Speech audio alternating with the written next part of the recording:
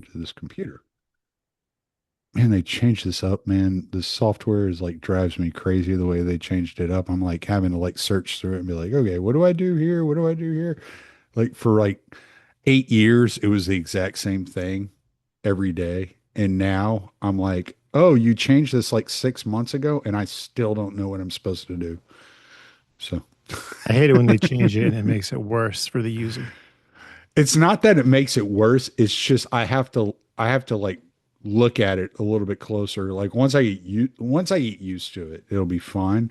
But when I hit record, it tells me record to computer or device, but or record to the computer or the cloud. But when I go to it, now I have to scroll through a list of other options before I can find record. And then when I pull it up, it's like pauses and I'm like, okay, what are we doing? Yeah, it's just one of those things. I'm a boomer, man. Leave me alone. So, but hey, I thought about this right before you connected. So theophany works. So theophany works, theophanyworks.com. Go there if you're like into icons, if you want some icons, if you want some prayer ropes, stuff like that. I got this beautiful icon. I want to show it off because it's so gorgeous. Amelia from Theophany Works sent it to me, and it is so absolutely beautiful. It's the Mother of God, softener of evil hearts. So, and it's not small. It's hand painted. It's amazing. It's awesome. Let me grab it real quick. All right.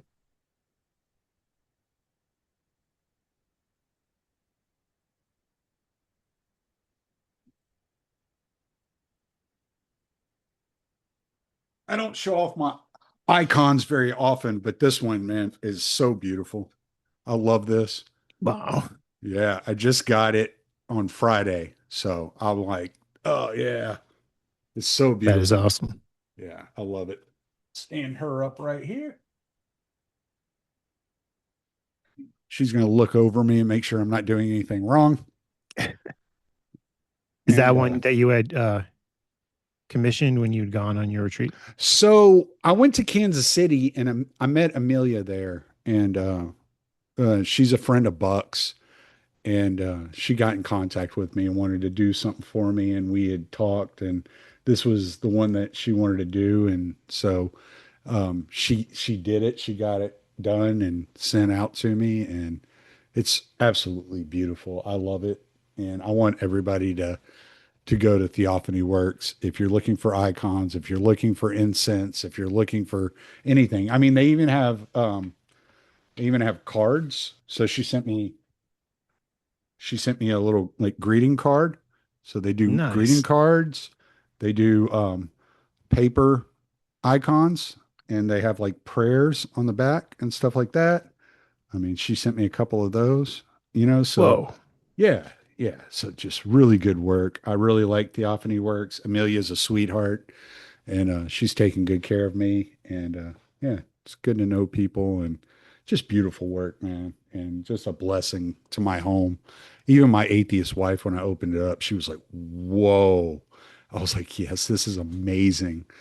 And so Beatrix was like, "That is beautiful. I love it." And I was like, "Yeah." So that's definitely one icon. No matter where I go in life, that icon will be coming with me, no matter what I do. So just wanted to get that out there because like doing that work, sometimes it's thankless work. People don't know who all's doing it. There's some bigger name, like Uncut Mountain Supply and stuff like that people know about because Father Peter here's is attached to them. But Theophany Works is out there doing some beautiful work. And so, yeah, definitely go check out theophanyworks.com and see what they're up to. So, and I'd be I gotta mention Wainwright Ceramics because my boy Paisios and his wife Xenia do all the ceramics handmade, and they do crosses and they do sensors and they do all that stuff. They're doing Death to the World mugs now. So yeah, go Wainwright Ceramics as well. I'm not getting paid for any of this. I'm just like off the top of my head. I'm just talking about this stuff. So yeah, I love these people. It's the Orthodox community is so beautiful. So I just wanted to get that out there. God bless. So so we're diving into ordinary men for our next project. We said we find another one. I don't really know how much there's going to be to comment on. I don't know how much you know about this book. So it was a study done, and it was a study done on these this platoon in Poland during the like real high intensity levels of the Holocaust, and were responsible for the killings of a lot of people. And some of these men that were drafted were like mechanics, just electricians, mechanics, normal people you would meet on a regular basis. Brought in, some of them were police officers, firefighters, and they were brought into this battalion. I think it was the 101st. We'll figure that out. We'll get into that. And I've always said that like COVID was kind of the pivot point for me of like what changed my thinking, what really pushed me into orthodoxy was the whole COVID scare and all that crap that was going on there. And no doubt, like I'm still close friends with Pete Quinones, and there's no doubt that during that time in 2020, I had texted Pete because Pete had gone to seminary. I don't know what you know about Pete. I think you came in after Pete was gone from the institute, but I had texted Pete and I was like, "Hey man, is it just me or does this kind of like look like Revelation?" Now, I was completely agnostic at the time. I was just kind of like, "Yeah, whatever." You know, grew up Baptist, but I just kind of like put all that aside, was just kind of like, whatever. And Pete's like, "Yeah, you're not the first person that said that to me." So I kind of always benefited that point in time with the change of my mindset and me moving into orthodoxy. But as I've been thinking, like just really like contemplating, and I had contacted you about reading this book and doing this as our next project, I was like, this was really the book that did it. I read this book in like 2000, say mid 2019, probably about this time of year, June, July 2019. I was still driving over the road, so I was reading it in the evenings before after driving all day. And I think this book, like I had heard Jordan Peterson bring this up at some point in time. He just brought it up as a psychological study. He was debating some communist and he was questioning. He was like, so it's easy to understand when the right goes too far, but how do we know when the left has crossed the line? And the communists couldn't answer that question. And he brought this book up when having that discussion. So I was like, well, I want to know what this book is. So I bought it and I read it, and it changed the way I conceived of my humanity. It completely, I'm not going to say it's a life changing book because I think too, it's too much of an exaggeration, but it definitely was like a shift in my thinking about people. It shifted how I viewed other people because there's a Malcolm Gladwell book I had read years ago that did that to me. It's called Outliers. Really great book. I suggest everybody read it, especially if you're raising children. Like just it's not a parenting book, but it's just kind of gives you a different perspective of the personalities that do well in society and like what what makes up a successful personality. And so this was along those lines. It was one of those things. It was kind of like a paradigm shift. It was like, oh, wait, I look at this wrong. And it made me start reflecting on myself because I realized very quickly that there was nothing especially evil about these soldiers. These were normal guys. And that's why the book's entitled Ordinary Men. These were average guys that did the worst things in history under orders. And it just started making me think, like, what am I capable of? And I started thinking about two failed marriages, my past, and who I was as a person, as an individual, how I treated other people. What was I capable of? I looked at the things that I was doing, the things I was saying, the things I was creating in a different light. I started seeing the really, really dark side of my own self and realized that I'd wallowed in that part of myself for years and let it kind of like overtake me for a long time. And if you know me, probably, I mean, prior to 2015 at least, probably up to 2021, if you had known me well, you would hear me say, I hate people. Like they disgust me. I don't want to be around them. I don't want to know them. I didn't have any sympathy for other people. Bad things happened to them. I was like, yeah, I probably deserved it. They did something that brought it upon themselves. And I was angry. I was angry at life. I was angry at the world. I was becoming even, I mean, even in my 40s, I was quite nihilistic about the way life went. And but this book kind of opened my eyes and it made me realize that we all have that side of us. We're all capable of this evil. And it makes it easy to get into orthodoxy when you're really aware of your own limitations, of your own capacity for evil doing. And so I was like, this would be a really interesting book to read and to get the public like feedback on. And talk to somebody like you that looks at things the way that you look at things, more of an academic. You have more of an academic style of looking at things, whereas I'm like, I'm not stupid, but I've never, I mean, I barely made it through high school. Like, I definitely didn't go to college, you know. I've been working since I was 17 years old. I've been working full time. So it's, it's definitely like it's going to be I think it's going to be an interesting conversation to expose and to uncover things.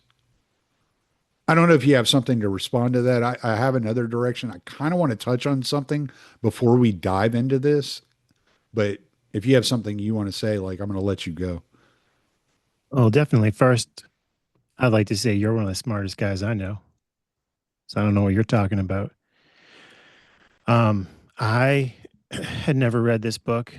I'd heard about it probably also from Jordan Peterson. I also think it got referenced in the book Humankind.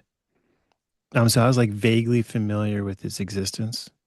Um, but I had a similar experience when I read the book Kill Anything That Moves about the American war in Vietnam.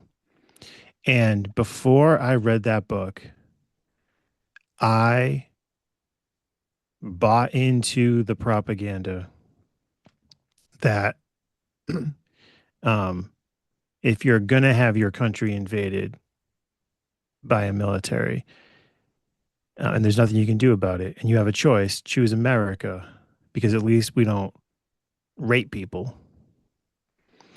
And like, if I had to choose between being invaded by like, I have a whole list of serial killers that would disagree with you. if I had to choose, but like, what country is going to invade my country? Like, I don't know. Maybe after doing the analysis, uh, maybe I would pick America. But that's besides the point. That I bought into that idea that oh, there's occasionally some guy Right. goes off and does a rape. But that book is a whole chapter about rape. It's crazy. And I had thought before I'd read that book, I have no military experience. But I always thought when I would see people uh, denounce soldiers for war crimes, killing civilians. I used to have like a certain empathy, like, man, that could be me. You put me in the military, you put me in war, you see my buddies getting killed. I might kill some civilians. I might do it, but I wouldn't rape anyone. Then after I read that book, I was like, no, I still don't think I would. And it wasn't the majority that did, but it was a statistically significant number. So it gave me it humbled me. And I was like, I'm not gonna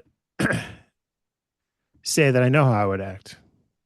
Um, but I wouldn't be surprised if in that situation I did things that other men in that situation did. And that was really, yeah, like a shift in how I thought about people. And it almost made me like have kind of like sympathy for the communists when Mm. they would be like, it's not about the people, it's about the system that you put the people into. And I had to admit, like, I'm against communism, don't get me wrong, but there is something there with institutions, with corporate agents, with cultures that you put people into them, and it's having this massive influence on them. They're bringing their who they are, their individuality, however you want to conceive of it, but there's almost this like crushing force at work. And then when we did our last series where we read Rules for Radicals, and talking to you, I got the idea of like the spirit of the times as like an actual spirit. I mean, being ideological as like being possessed by a spirit, but more than just metaphorically. And that like freaked me out. Well, So is it Jonathan Haidt that wrote the book about the crowds? Like it's something about crowds. You know what I'm talking about? the madness of crowds. Yeah, yeah, yeah. So that's like that would be like a spirit that um that possesses a crowd, like that possesses this ideology that overtakes a crowd, right? You see what I'm saying?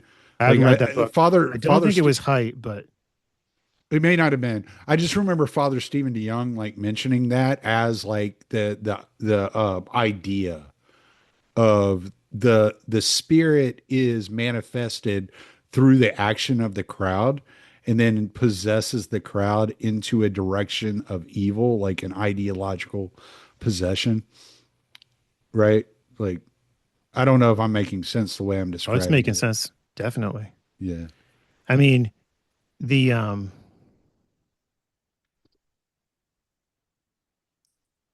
the idea of the the spirit taking over the crowd makes me think about It's like the crowd has to be aimed at a specific direction so it manifests that spirit. okay, it's like conjuring And it then it sort of. embodies the spirit. Then the crowd embodies the spirit, right? So it forms the body for the spirit. Yeah, exactly. So Like there's the church is the body of Christ in the same way. I often think about that when I think about like corporate agency. And I'm like, oh yeah, the body of Christ. I remember them talking about that. There's a podcast I like called The Partially Examined Life, Mhm. and they go through different philosophers. And I forget which one it was, but they were talking about Greek mythology. And they were like, okay, when the Greeks would say, like, Ares is with us, Mhm. or yeah, I think their war god is Ares. It was the sense of like the spirit of war is with us. Yeah. And I just thought of that when you were talking about like the crowd manifesting that spirit. Um, so what's really also been really eye opening and kind of um, really influential on me since I read Kill Anything That Moves is when I try to talk to friends about it, even like friends that are really into that kind of stuff. They get really uncomfortable. It's hard to Mhm. talk to people about it.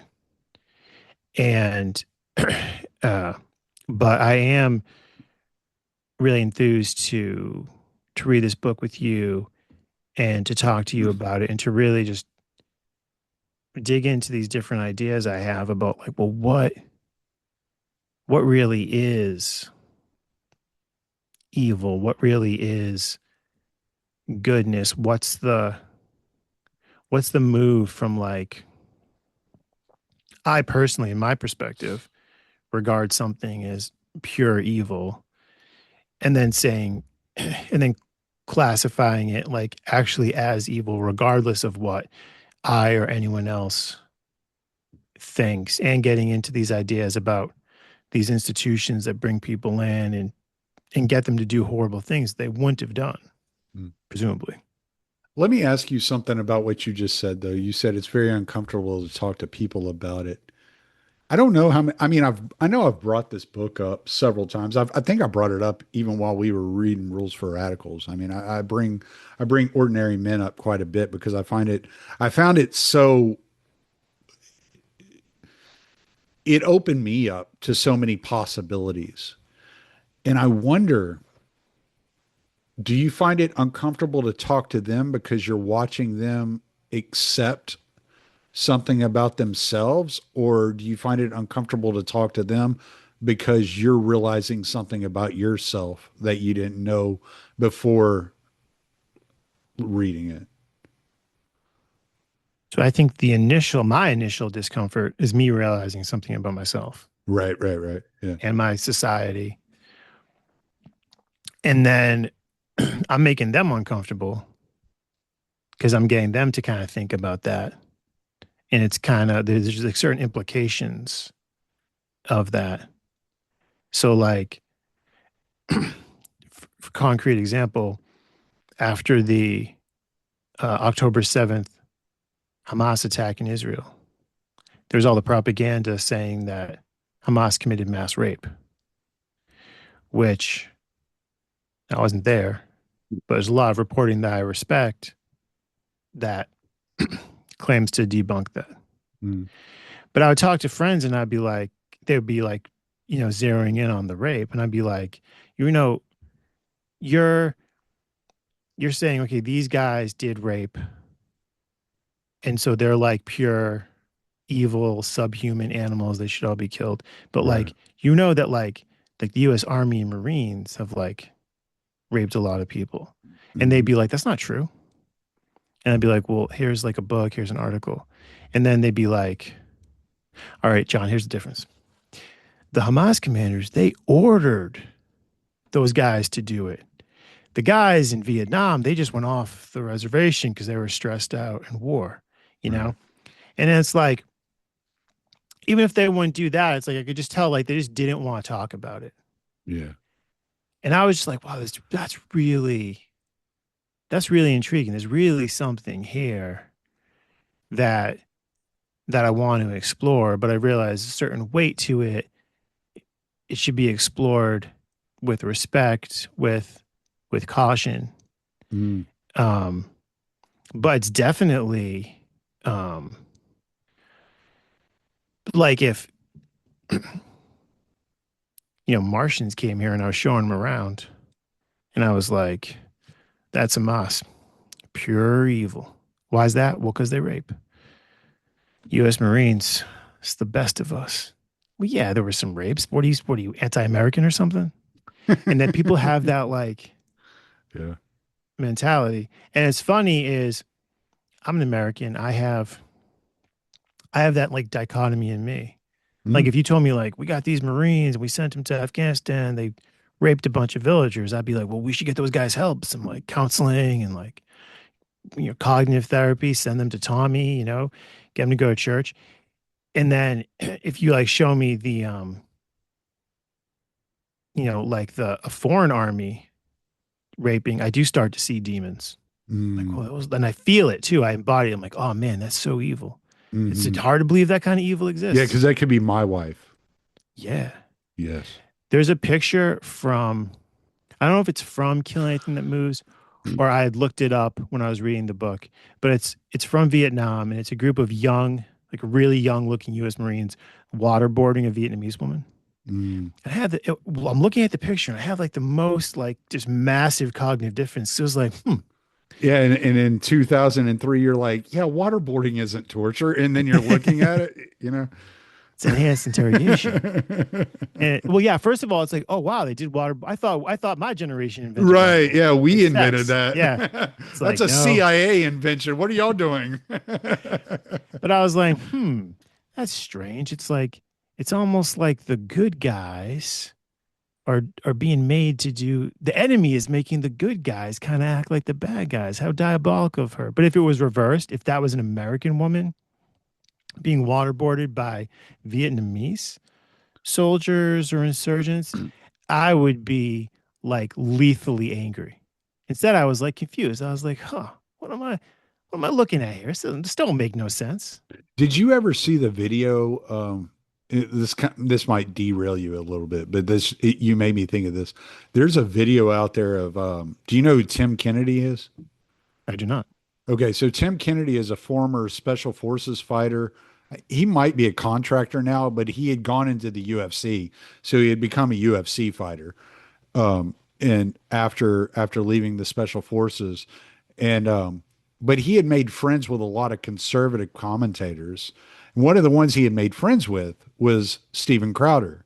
And when they were trying to debunk whether or not waterboarding was torture, Steven Crowder had Tim Kennedy waterboard him. And so they go into this, Steven Crowder saying it's not torture. And then you watch it happen and you're like, oh, you are your body goes into shock. Like you can see his body go into shock while this is happening. And you're like, oh, okay, I see it's psychological torture. Maybe it's not physical torture. It's not like hooking a car battery up to somebody's nipples, but at the same time, like you are putting a person's body through immense stress. My understanding is you're drowning them, but then you're stopping it before you kill them. Well, it can't drown them, but it gives them it's like being in a simulation. Okay. So they're swallowing the water, they're tasting the water. It's just not quite enough to drown them because the cloth that's over their face absorbs most of it. So you simulate drowning. Like between burning alive and drowning alive, I don't know which one's worse, but I don't want anything to do with either. That might be the pull quote from this episode. so yeah, and when you watch somebody actually being waterboarded, Tim Kennedy was trained in how to do it, so he did it to Steven Crowder on set, and you're watching him, and he would count like how long can you take the water being poured on your face before you tap out, and it was like the first time was like 3 seconds, the Whoa. second time was like 6 seconds. But the second time was only 6 seconds because he knew what to expect. Imagine the first time you do that to somebody and you're doing it to them for like 5 minutes. Damn. It's a long 5 minutes. Their body goes into shock because they think they're drowning. Their body reacts as if they're drowning. Like, and it just makes you think, like, oh, yeah, this isn't what I thought it was. Like, it, it's like physically, the act of the waterboarding is exactly what I thought it was. But seeing the other person react to the waterboarding, you're like, oh, okay. Because you mentally know they're not going to drown me, but your body is still acting as if you're being drowned.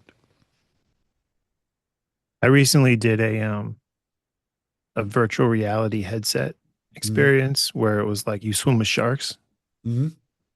And part of it was like when I was like swimming with the sharks, it was a little freaky when like sharks are coming at me. But the freakiest thing was like the perspective where you're like flying over the ocean. And my Mm-hmm. body felt like it was just flying over the ocean. I was like, I know I'm Really? sitting in a chair. Yeah, I know I can just take the headset off. But my body didn't know that. My body felt like I was up like 50 feet over the ocean. So you get I that just feeling like you're falling. You're like, you like I didn't brace. I didn't feel like yeah, I was bracing.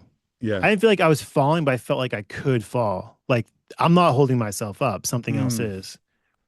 And it's a weird perspective. And I actually had the thought, I was like, oh man, like I bet they use this to torture people. Because my body, and I had that thought, like my body doesn't, part of me knows what's going on. Like Or, I know what's happening, but my body is just right. reacting. Yeah. Yeah. There's this instinct to like jolt and to like brace for impact. Yeah. And which is like a really, interesting thing. People talk like that all the time. And that does, it kind of goes unremarked. But like, what's the implication of that? That like, I'm me. But now I'm saying that like, I, part of me that I call I knows what's going on. But then this other part of me that I call my body doesn't. Mm. Like that's pretty trippy. Hmm. And but it just sort of is like not don't usually stop and say like, whoa, what's going on there? So one of the things I wanted to talk about when talking about this book, and this might seem completely off topic, but just like bear with me because I think this like is so perfect. So I'm going to share my screen here. I want to talk about marriage. And I want to talk about marriage in this in relation to this topic and using a biblical verse or biblical verses. So this is Ephesians 5:22 through 33, right? So this is where when you talk about traditional marriage that most people like demonize Christians, but I want you to notice something as I read this. So I'm going to start with verse 22. I'm going to end in verse 33. Wives, submit yourselves to your own husbands as you do to the Lord. For the husband is the head of the wife, as Christ is the head of the church, his body, of which he is the Savior. Now, as the church submits to Christ, so also wives should submit to their husbands in everything. Husbands, love your wives, just as Christ loved the church and gave himself up for her, to make her holy, cleansing her by the washing with water through the word, and to present her to himself as a radiant church, without stain or wrinkle or any other blemish, but holy and blameless. In the same way, husbands ought to love their wives as their own bodies. He who loves his wife loves himself. After all, no one ever hated their own body, but they feed and care for their body, just as Christ does the church. For we are members of his body. For this reason, a man will leave his father and mother and be united to his wife, and the two will become one flesh. This is a profound mystery, but I am talking about Christ and the church. However, each one of you also must love his wife as he loves himself, and the wife must respect her husband. Something I find interesting about this verse is what nobody ever talks about is the majority is about husbands loving your wife. The majority isn't about submission to the husband. Why? Because when that verse was written, when those words were written down in Ephesus, you're talking to Romans. Aristotle used to say that women were deformed men. Women were men that were never fully formed in the womb. They were looked at as a subspecies. And the majority of that, you have 20, 25, 26, 25 through 33 is about loving your wife. Love your wife. Constantly love your wife. Don't point out when your wife is not submissive. Don't point out when your wife is not respecting you. Love your wife. What is it telling you? It's like work on yourself. Get you to view this properly. You have to view this relationship properly. If you're not viewing this relationship properly, you are not worthy of being respected and submitted to. Wives, submit to your husbands. Husbands, love your wives. The love your wives part was the more radical part of the directive that was given to a married couple at that time. All wives were submissive. They were looked at second class citizens. That was a given. Two verses were given to wives submit to your husbands. You had seven verses given to love your wives. And the way I tie this in is because it's like men, all these things that you're having to do, you're having to go out there and you're having to put your life on the line doing these deadly jobs, fighting these wars, doing these things. But your job is to make sure that your wife, despite how you feel about it, despite your PTSD, despite the evils that you have to entail and encounter on a daily basis, your job is to love your wives. And that's an internal change. That is not something it's evidenced externally, but it's an internal change. And so when I read this book and I really like digested it, it was like I have to treat people outside of myself better than I treat myself and better than I feel inside in order to make myself feel better inside.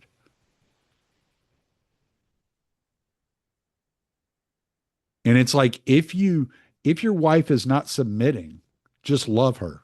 That's your job is to love her. It's not to point out where she's failing. Your job is to love her no matter what she's doing, and that's going to take care of you. That's going to come back upon you. And I think people have this weird idea of what traditional marriage was, where it's just the wife submits and the husband does whatever he wants. But that's never what it was intended to be. Maybe that's the way it was that it manifested itself in some places with some people, between some couples, but that was never the intent. There is so much more time spent telling a husband to love his wife I like that it because, says, well, I oh, like I that was it just going to says, say, because that softens that person towards his wife. That softens the way you look at your wife. It's not expecting her to be perfect. It's just but you have the expectation of yourself to treat her as if she is. Go ahead. I'm sorry. oh no, that's good stuff. I was going to say, I like how it says something like, love your wife like your own body.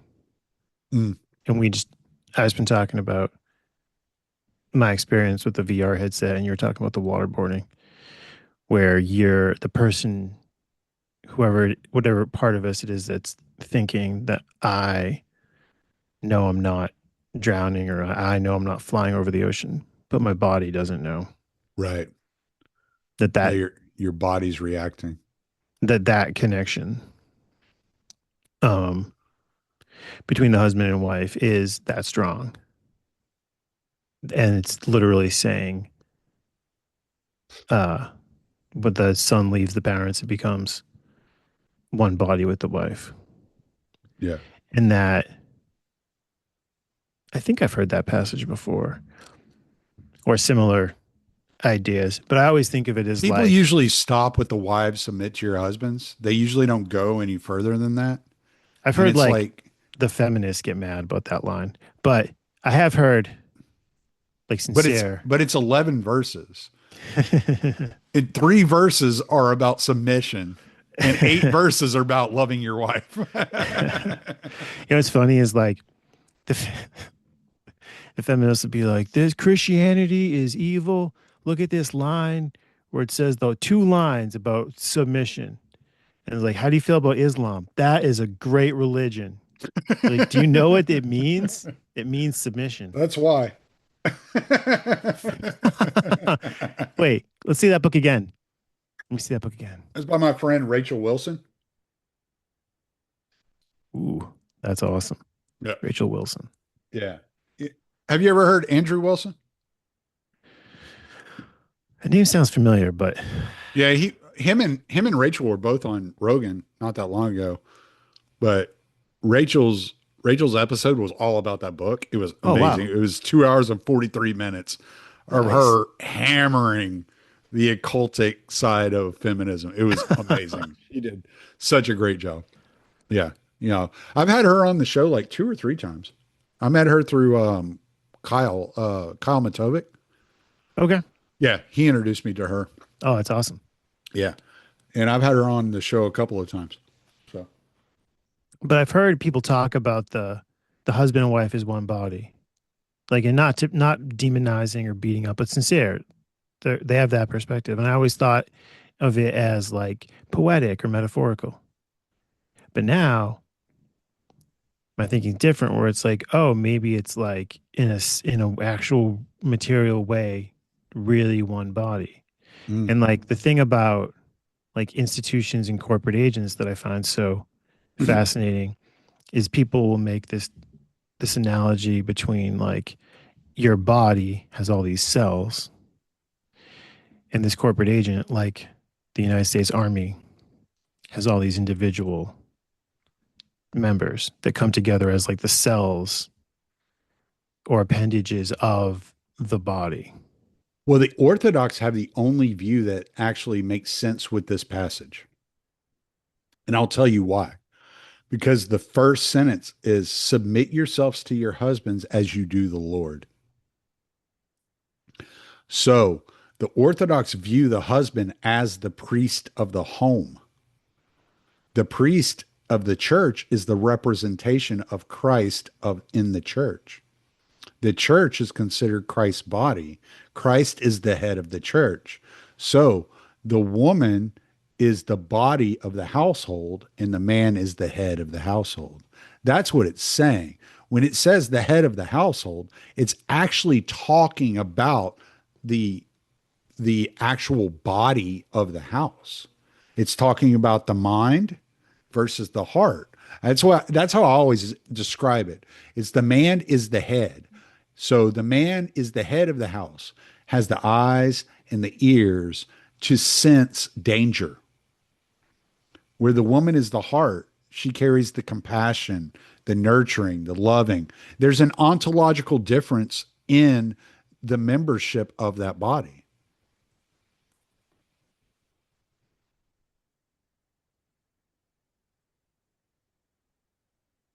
Yes, tracks perfectly. Because if I'm like at the mall with my wife and I'll be like,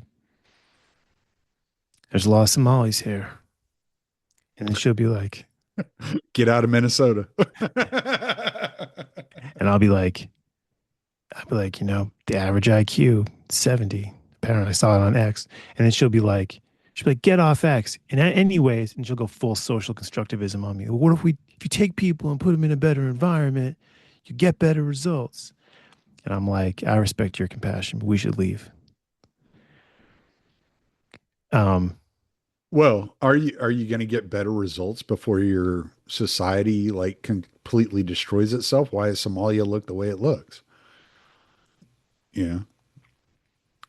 but but I do keep in mind like the importance of uh the compassion on the heart from our previous conversation about the man is the head and the woman is the heart. And then also you were talking about in a previous episode we did about how like societies will swing back and forth where there'll be the anarcho tyranny, crime is out of control, good people are disgusted, and they'll demand someone do something about it. And that opens up an opportunity for someone to do something about it. And then they come in and they do something about it with zero empathy. Who's going to do With something about it? Batman or She-Ra? Supergirl, man, come on. And then they just crack down on it with no empathy. And the people who are understandably upset, something bad is happening to them as they lose that Mm. empathy. and Right. maybe even cross over into like the celebration of the cruelty. Yeah. You were talking about October 7th a while ago. And I remember I read something last year that was talking about the um the Hamas soldiers being captured by Israelis. And I don't know how true this is. So like I'm not sitting here saying this is absolutely true that this happened or whatever. I didn't read that deep into it and didn't study it that in depth. It was just it caught my attention because one of the things I've always studied from a young age are serial killers. And so I noticed like these kind of like patterns, and it was talking about the Israeli soldiers like capturing Hamas fighters and raping the men fighters, right? And it made me think because one of it sounds terrible to say it this way, but I don't know another way of saying it. But one of my favorite serial killers is Israel Keys. He's just one of the ones that I'm just most enthralled with. I just find him so interesting. It's the guy from Alaska. Yeah. Well, he wasn't from Alaska, but yeah. Yeah. Okay. Yeah. So he was caught in Lufkin. Just not I drive through Lufkin every week for work. Like I go through all the time through Lufkin. Like it was not far from where I was living at the time. Like when he was caught. So one of the things I found so interesting about him is he did not discriminate between female and male victims. He didn't have a type, right? So he wasn't like a Ted Bundy that was preying on young girls, or not young girls, but college age girls, which is what Ted Bundy was preying on.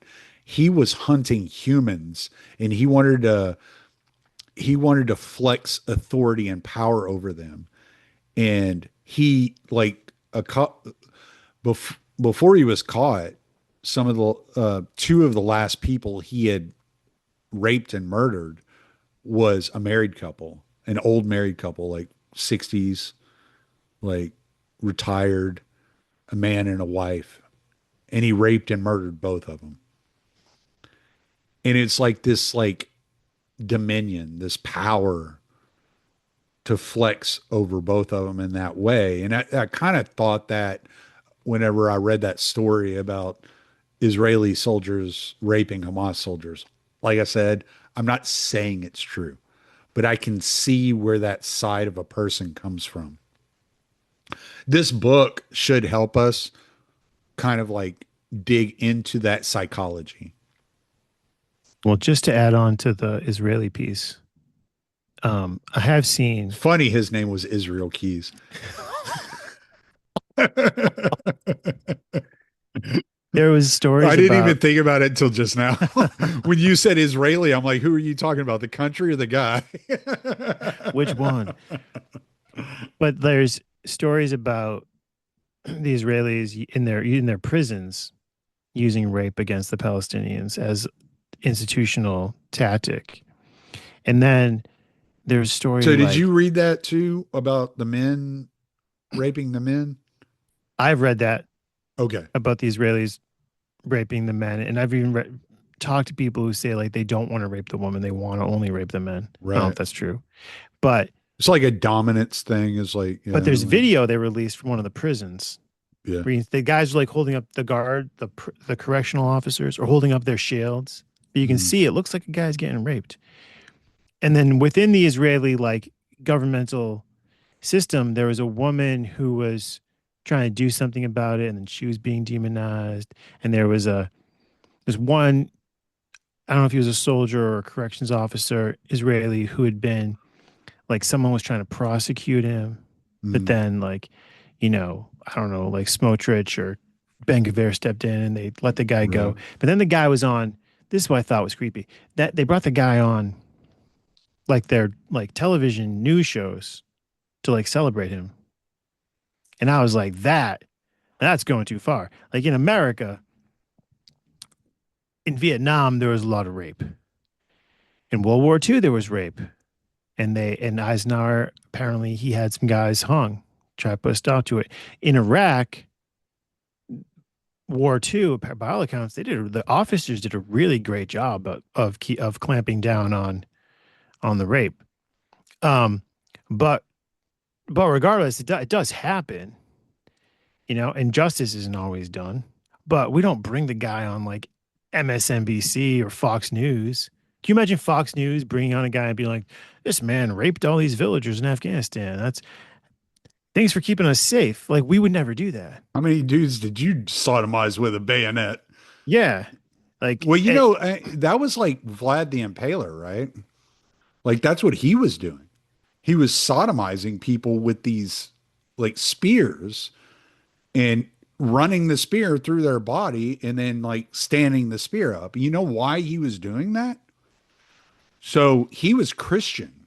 He was Orthodox. He was a Christian. And it was the Ottomans that were coming in, taking the children into sex slavery. And he was like, "Oh, you're going to turn our children, boys and girls alike, into sex slaves. Let's see what happens to you." So you end up with 20,000 Ottomans impaled. And so that's like his justification for it. Like nobody's saying anybody's beyond the scope of falling into this category of dominance and pure evil. Like we're not arguing that point at all. that We're is one of we're just saying that this is something a human must watch out for. You must be on guard for the darker part of your nature. And we all know the darkest things we've ever thought. You know what I'm saying? And to act like we're somehow like beyond the pale because we haven't acted on it. But if you're put in a really stressful situation where you're surrounded by death and there's all kinds of atrocities going on around you, you don't know. You don't know what you're capable of.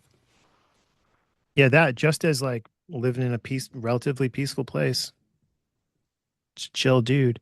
That is one of my favorite stories from history about Vlad the Impaler, Yeah. where he was like, the Ottomans want to march on my city, they can, but they're going to have to march through this forest of thousands of impaled soldiers. And it's like, damn, that's like sending a message. And I Mm. can understand why, like, he was probably like, this is my deterrence model. Well, yeah, I mean, these people were taking your children and putting them into sex slavery. What are you going to do? You got to Like, do just something. take it. You're a father. What are you going to do?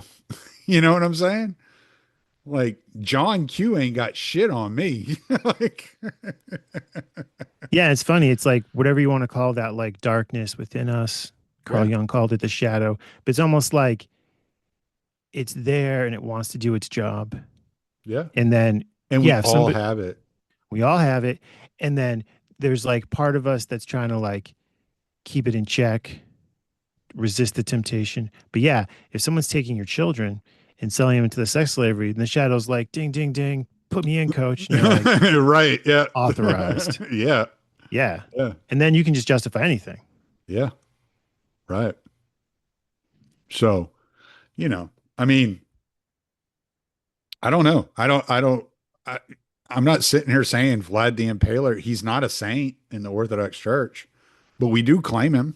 He is Orthodox. You know, and His I'd heard cousin is a saint. I'd heard that first part of the story. Well, I'd heard the part about the impaling. They never told me about the Yeah. kids being put into Yeah, sex well, slavery. I mean, Muslims are known for doing that. So, I mean, it's like it started somewhere, and their leader married a 9-year old. I mean, it's not like not a lot of mystery to what's going on with Islam. I mean, you even heard stories coming out of Afghanistan about their what did they call it, the little boys that they The would Chai boys. enslave. Yeah, yeah, yeah, and it was like once a week. They get their night. Was it Thursdays or whatever it was? They get their night with their little boys, and that, I mean that still goes on. That's still a thing in Islam. I And know it's not saying they're less human than us. It's just their ideology leads them down this road for whatever reason. um I know a guy who was a soldier who was in Afghanistan. And he said there's a saying in Afghanistan that women are for children, men are for fun. Mm. And the great Scott Horton, in one of his episodes, was talking to a soldier who had been there and had seen like the chai boy thing. And Scott was like, these guys gotta wake up and be part of the 21st century and start banging each other's sisters instead of their sons. Yeah, well, they're not going to. I mean, it's like tradition. It's that's part of their culture. I've tried to explain this to my wife, who in South Africa they have a lot of secular Muslims in South Africa, and she doesn't understand that the real hardcore Sunni Muslims are a problem. You know, and it's like she's like, I've never seen anything like that. And I'm like, yeah, because you've never met an Afghani, you've never met an Iraqi. Like the Sunni sect of Islam is very sick, where I've met guys like one of my favorite people from church, I've told you before, he's from Lebanon. And he was like, yeah, I love the Muslims of Lebanon because they're Shia. They're not Sunni. They're not radicalized in the degree that they try to make them out to be. Did I send you that article? I had found an article a while back. I know I sent it to Dave DeCamp, but it was talking about the Christians working with Hezbollah, the Christians of Lebanon working with Hezbollah, because the Hezbollah is the military of the nation. They don't have a standing army. Hezbollah acts as the standing army of Lebanon, and the Christians working with them and thankful for them. Like, there's not a big divide between the Orthodox Christians of Lebanon and and Hezbollah and the Muslims that make up Hezbollah. Some of Hezbollah is made up of Christian boys that are of fighting age. And I learned that from George at church, because that's his country. He knows how that works. Met a guy in Kansas City. He was an Uber driver. He was from Jordan, and we were talking, and I was like, "Yeah, I'm Orthodox Christian." And he's like, "Really? My mom's best friend's Orthodox. His mom still lives in Jordan. Her best friend in Jordan is Orthodox. He's Muslim." Like it's this idea that we have about here, especially in the West, about what Christianity and Islam mean to each other. We have different theology.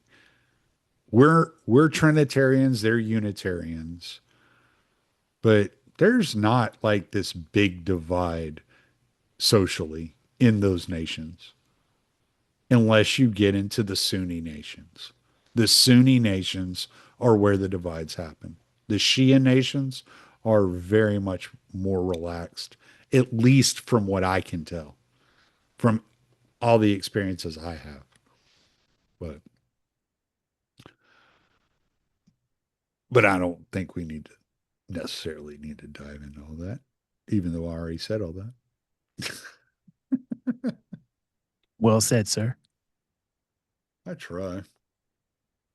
So you want to dive into this reading today? Let's do it. Let's go for it. Let me see if I can share screen again. I've already done it once. Let's see if it'll work again. Oh, here's a good one. Let's go through this. You see the screen all right? I see it. Okay. Sometimes when I share it and then I stop sharing, I try to share again, it won't share again. It just says share paused. So, all right.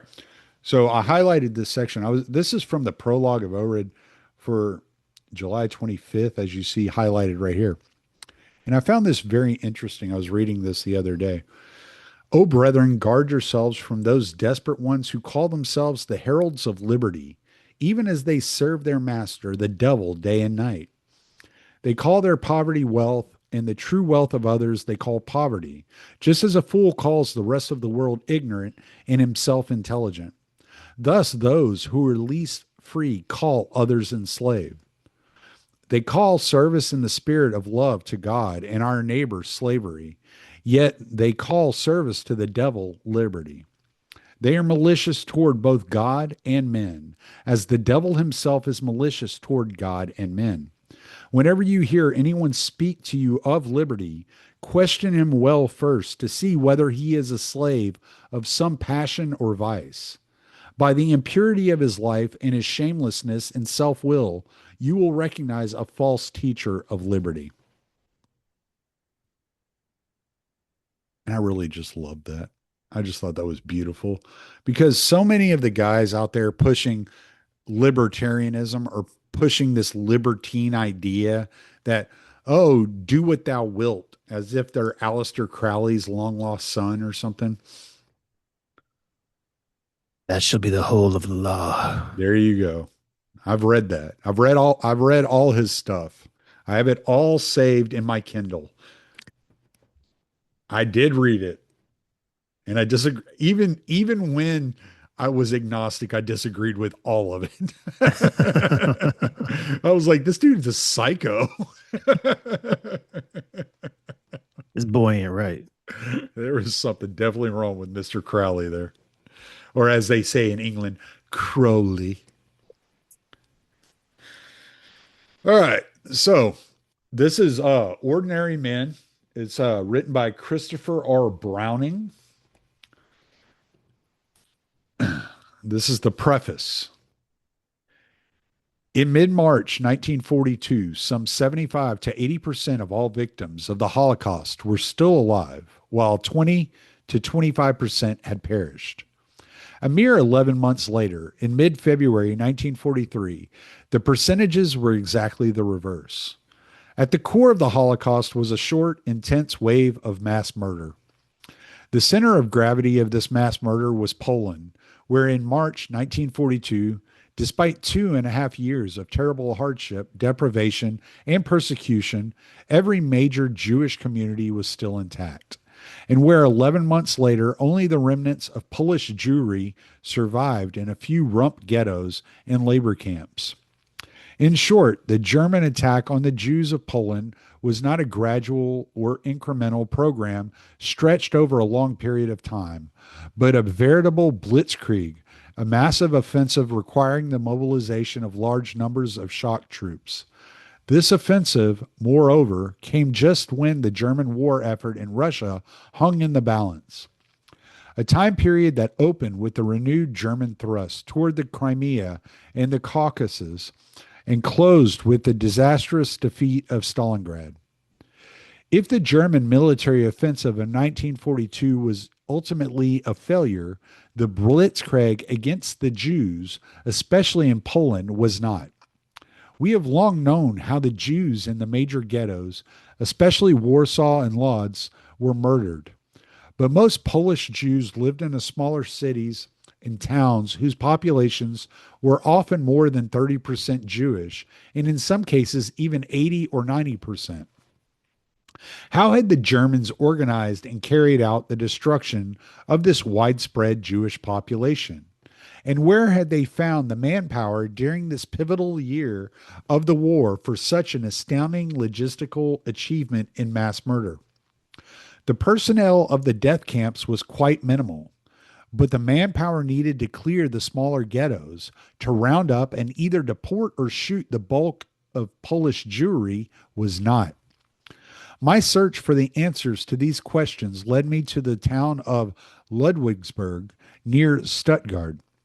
Here is located the Central Agency for the State Administrations of Justice, the Federal Republic of Germany's Office for Coordinating the Investigation of Nazi Crimes. I was working through their extensive collection of indictments and judgments for virtually every German trial of Nazi crimes committed against the Jews of Poland when I first encountered the indictment concerning Reserve Police Battalion 101, a unit of the German Order Police. Though I had been studying archival documents and court records of the Holocaust for nearly 20 years, the impact this indictment had upon me was singularly powerful and disturbing.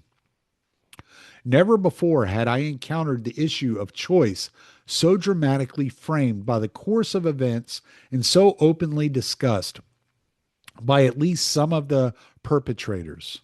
Never before had I seen the monstrous deeds of the Holocaust so starkly juxtaposed with the human faces of the killers.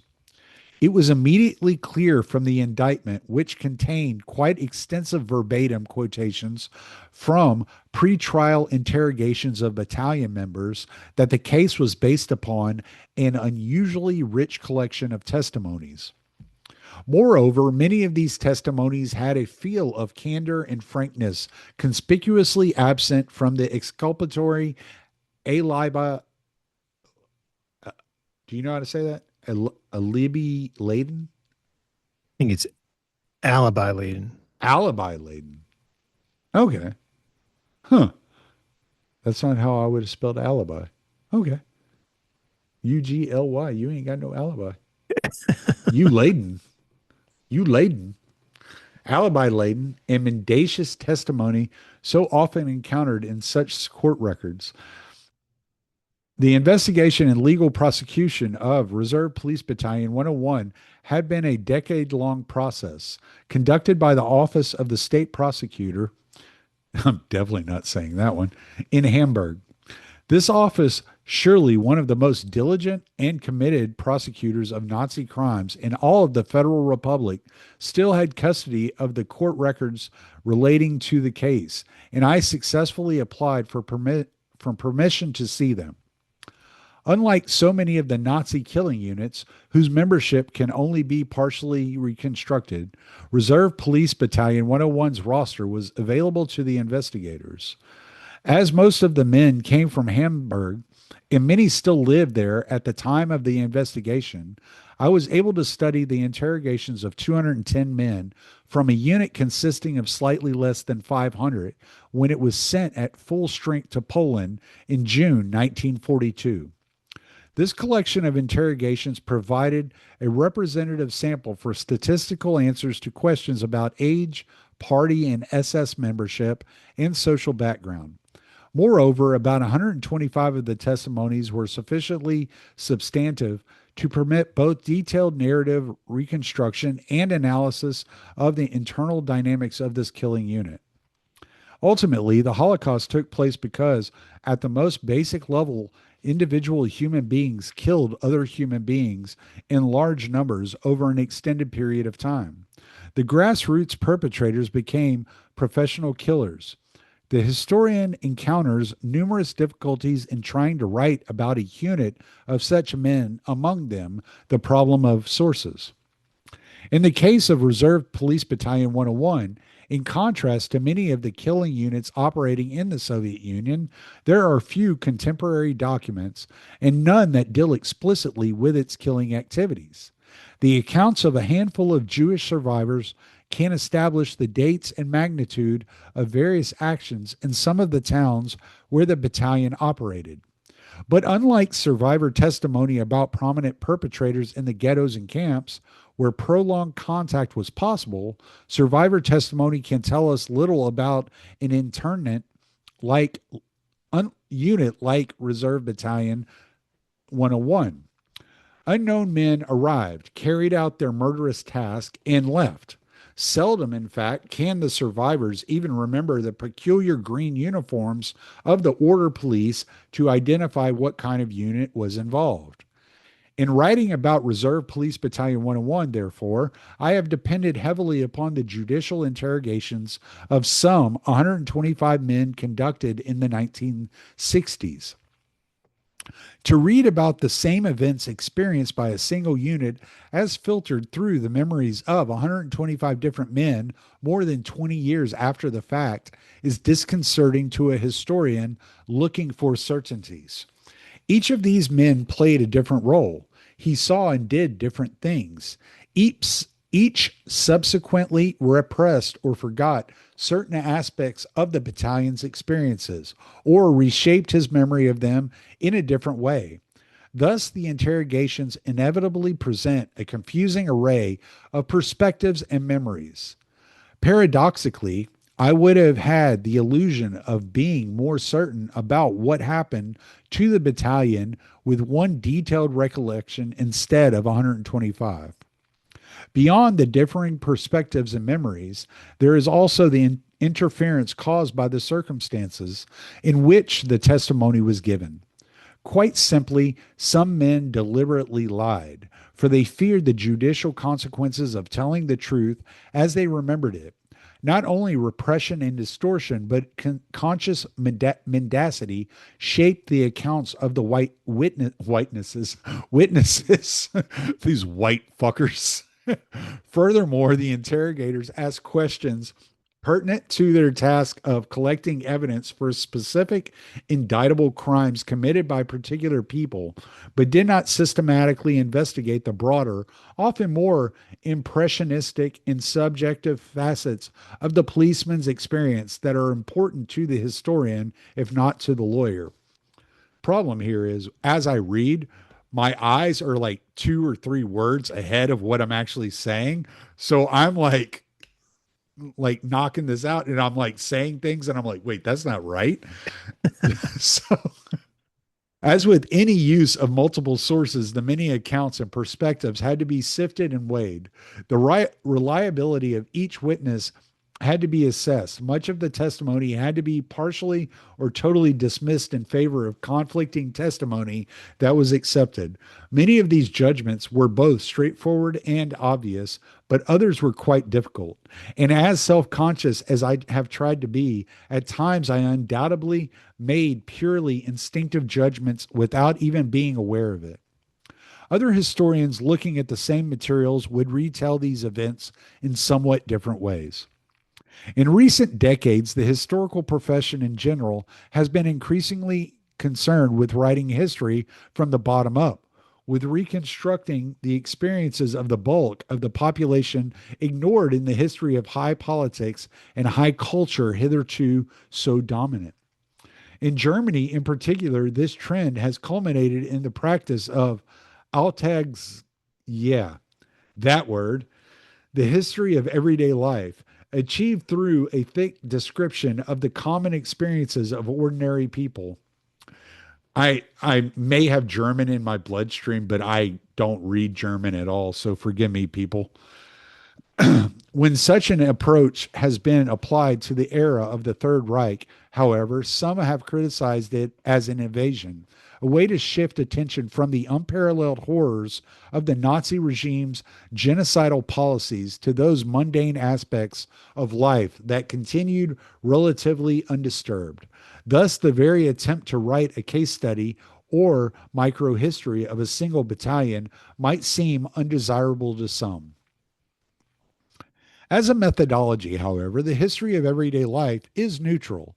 It becomes an evasion, an attempt to normalize the Third Reich, only if it fails to confront the degree to which the criminal policies of the regime inescapably permeated everyday existence under the Nazis. Particularly for the German occupiers stationed in the conquered lands of Eastern Europe, literally tens of thousands of men from all walks of life, the mass murder policies of the regime were not aberrational or exceptional events that scarcely ruffled the surface of everyday life. As the story of Reserve Police Battalion 101 demonstrates, mass murder and routine had become one. Normality itself had become exceedingly abnormal.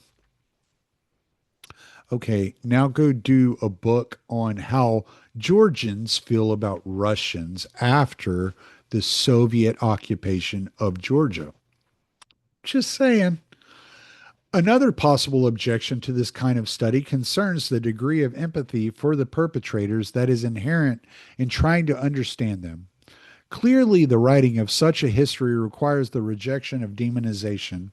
The policemen in the battalion who carried out the massacres and deportations, like the much smaller number who refused or evaded, were human beings. I must recognize that in the same situation, I could have been either a killer or an evader. Both were human. If I want to understand and explain the behavior of both as best I can. This recognition does not indeed mean an attempt to empathize. What I do not accept, however, are the old cliches that to explain is to excuse, to understand is to forgive. Explaining is not excusing, understanding is not forgiving. Not trying to understand the perpetrators in human terms would make impossible not only this study, but in any history of Holocaust perpetrators that sought to go beyond one dimensional caricature. Shortly before his death at the hands of the Nazis, the French Jewish historian Marc Bloch wrote, when all is said and done, a single word, understanding, is the beacon and light of our studies. It is in that spirit that I have tried to write this book. Isn't that what Daryl does? 100%. One condition placed upon my access to the judicial interrogations must be made clear. Regulations and laws for the protection of privacy have become increasingly restrictive in Germany, especially in the past decade. The state of Hamburg and its court records are no exception to this trend. Before receiving permission to see the court records of Reserve Police Battalion 101, therefore, I had to promise not to use the men's real names.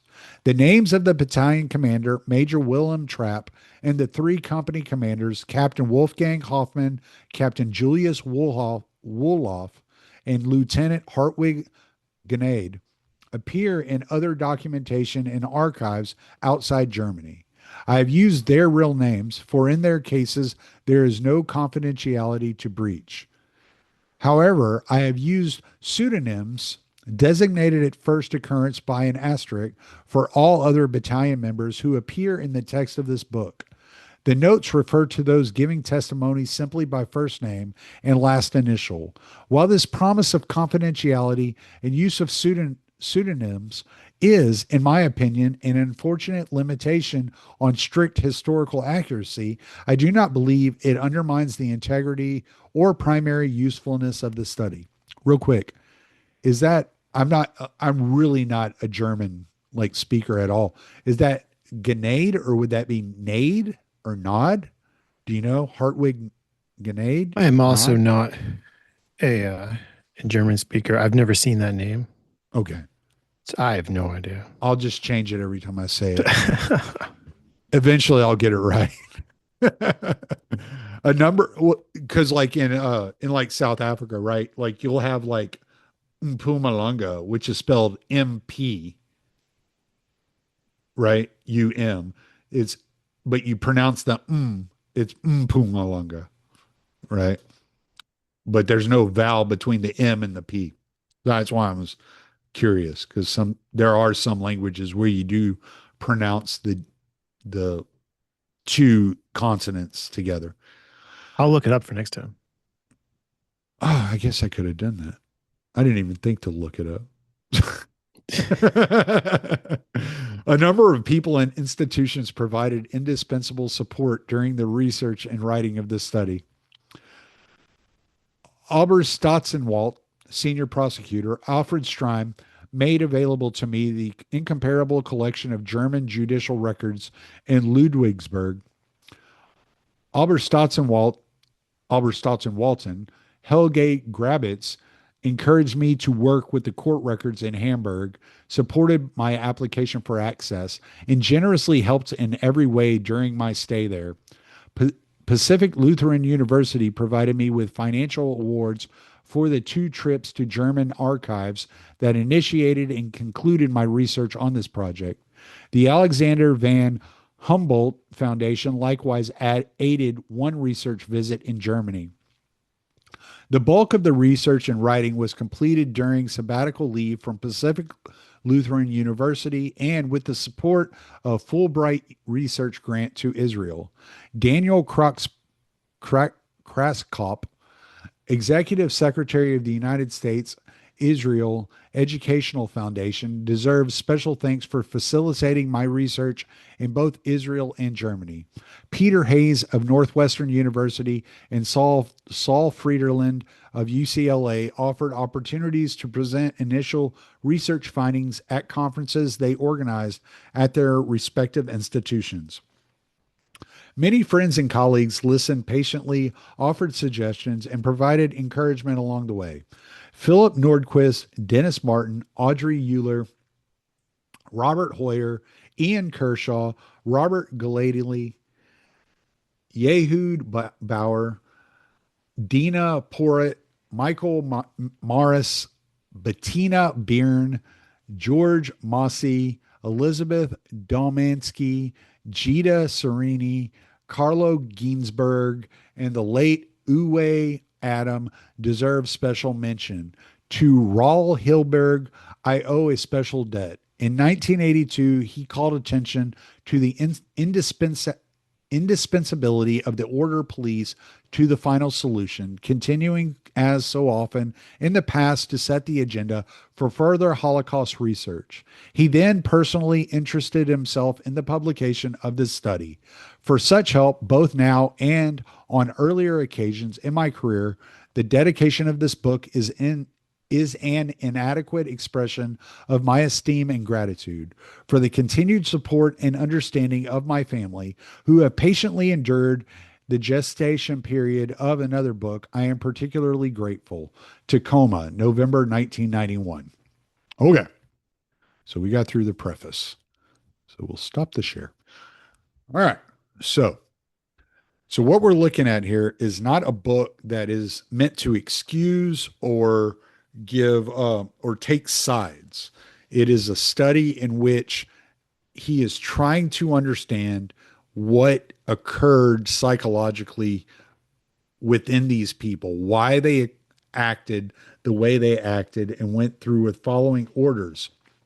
What you'll find is as we read through this, not everybody followed orders, but the German military determined that it was better to ignore those that did not follow orders than to punish them because they didn't want to bring down the morale of those that were willing to follow the orders. So we will find text within this book of people that refused to follow the orders.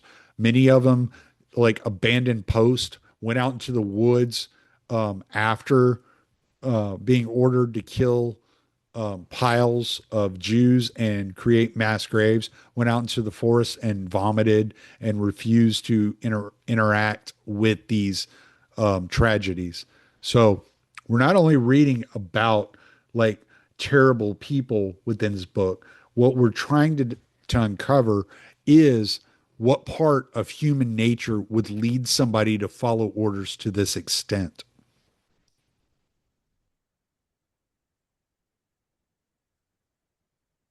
Therefore, I think our conversation prior to engaging in the preface is actually relevant. I think I had mentioned this in a previous episode we had done, but I was raised with the narrative of the Holocaust and the my teachers would focus on the tactic of dehumanization and like look what the Nazis. I thought Jews were just a made up people in the Bible until I saw Schindler's List, and I was like, oh wait, they existed. That's my joke. I've been saying that for years because I grew up like in a very small. Well, I didn't grow up in a very small southern town, but I'm originally from a very small southern town, and we were so poor there were no Jews near us. So um yeah, I grew up in Massachusetts. They were like the Holocaust. Boom, look at the pictures. But they were like, they dehumanize what they do. They dehumanize the weak people and they compare them to rats and vermin and disease. But then when I grow up and I realized, oh, but we do that to people that you would consider powerful. Like Are do you realize the world is run by a bunch of globalist space I aliens? do consider AOC a vermin. But is she actually a space alien? Do you know I what I don't mean? know, but she has to be diseased. Have you seen Or her? but could we I mean, what's her body count? is She's carrying something. is good to be the king? Um, but yeah, like, oh, these are just demons or they're lizards or and like, but no, these are Yeah, actually what's that guy's name? That British guy, David Icke. David Icke. Yeah, yeah. It's like the other. You're pointing out the other, like Haitians, and that eat cats and dogs. They're eating the cats. They're eating the dogs. Eat the cat. Eat the cat. I'm surprised that Trump hasn't landed on that to demonize China. He's all about Dude, I'm surprised Trump still walks out to YMCA. He should walk out to that song. That song's a banger. send him an email. No, what were you saying? You're surprised Trump did what? Well, hasn't landed on the eating because they eat cats in China. Although I looked it up, and actually, a lot of people in China, there's a lot of people in China. A lot of people actually keep cats as pets, apparently, and don't eat the cats. But then there are a lot of people that eat cats.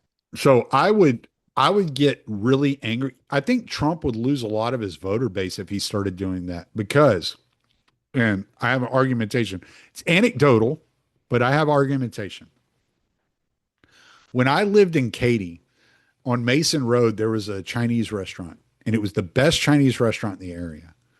That Chinese restaurant got shut down 4 times for serving cat. And after the fourth time, they finally just shut him down permanently. But I was pissed off they shut him down because I was like, if that's what cat tastes like, I want more of it.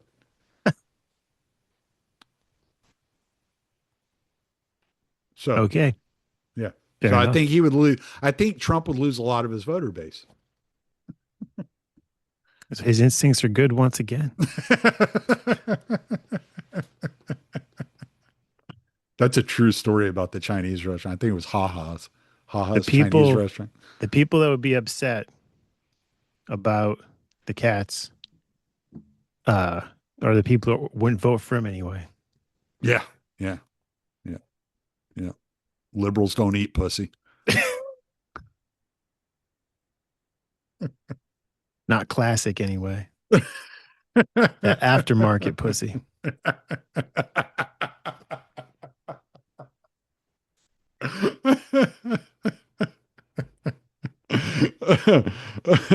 I just assume that's the way we're describing trannies now, aftermarket pussy.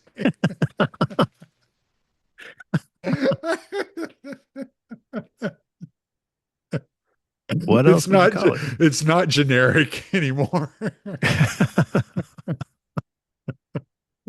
Oh Jesus. Don't let me please Lord, don't let me turn inside out. But okay. So after the preface though, what are we thinking about where we're going with this? We're thinking, Chad, do chapters one, two, and three next time. Yeah, I think one, two, and three. One is only like 2 pages. I think chapter two is like 4 pages. And then chapter three is like 17. So it'd be like 20, 23 pages. So Sounds good. yeah, it doesn't really pick up until chapter three. I think chapter one is just kind of descriptive, but I think it would be, I think if we read chapter one today, by the time we got to chapter two next week, I think chapter two is like ill, ill equipped without chapter one right on top of it. You know what I'm saying? Yes. They should have just made that one chapter, honestly. So, but I didn't write the book. So, Or edit it. yeah, I had nothing to do with it. So, I've just read it. I think it's a valuable piece of literature, a valuable study on humanity. So, I hope people get something out of this. I got a lot out of it reading it myself. So, So yeah, that's kind of the way I'm looking at it. I'm hoping people get a lot out of it. I think they will. How far have you listened into the book? I haven't gone through the second chapter yet. Oh, okay. Okay. So so yeah, we'll do that next Sunday, I guess. Sounds great. Cool. Well, you want to stop the recording? Let's do it. When is your next episode coming out? Oh, it's out this week. It's out this week. Um, It's not me, guys. I know we talk about he's going to interview me one of these days. We'll get it's there. not. It is not me. So, We do have to book you on, though. We should talk about that.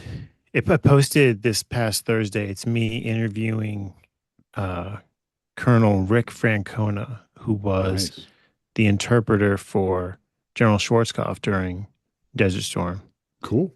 and talking about the Iran-Iraq war and Middle East geopolitics and the current war with Iran. Really fascinating, interesting guy. I got to get you in touch with Jim Jotras. Who's Got to this? get it. He worked for the Reagan administration. Oh, wow. Yeah. And he was like uh envoy to Ukraine or something like that. Whoa. I Yeah. would love to So interview him. yeah, yeah. But So he also, knows a yeah, lot about Ukraine and Russia. but I definitely want to get you on my show. I have like a good 10 or 20 questions I've been burning to ask you in that format. So Okay.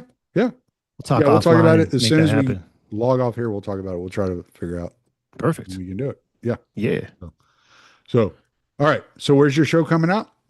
It is out now. It's on YouTube. Anarchic Areopagita, episode 4. Okay. Is it also published to the Libertarian Institute YouTube page or? Uh, that's what I do it Okay. through the so if you go to the Institute YouTube page, yep, you can see it. Okay. Cool. Cool. All right. All right, guys. Well, we will be back next week with chapters 1, 2, and 3 and more of my nonsense Looking forward to German pronunciations. it. So